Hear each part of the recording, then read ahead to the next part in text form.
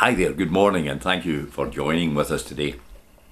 Jesus was so good at telling stories, and he once told a story about a widow who kept harassing the judge. She just wouldn't give up. It's a wonderful story about perseverance. She was looking for justice. And I suppose the message from us to hang in there. And the church is up against it today. Society has become increasingly selfish.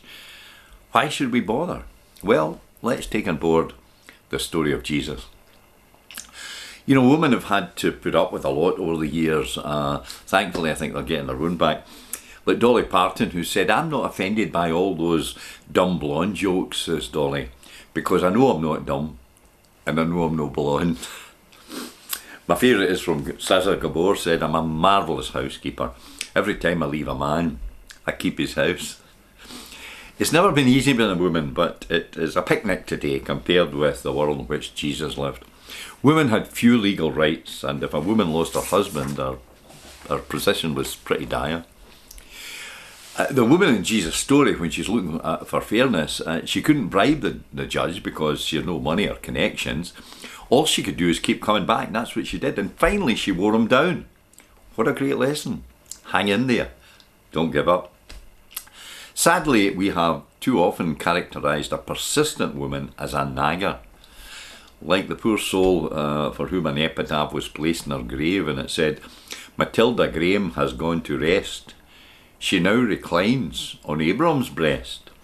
Peace at last for Matilda Graham, but not for Father Abram." That's not fair. If a man showed up to court to press his case, would we call him a nagger? Of course we wouldn't. We would praise him for his tenacity. And this poor woman was tenacious.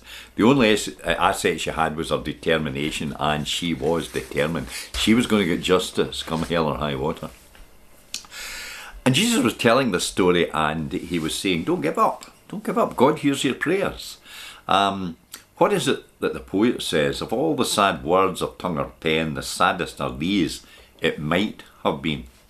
Don't let that be said of us. Don't give up. Remember the song, and I'm not going to sing it, but it says, when you walk through the storm, hold your head up high, and don't be afraid of the dark. Walk on with hope in your heart, and you'll never walk alone. You'll never walk alone. And that's the good news of the Bible. Again, thanks for joining me this morning. God bless you.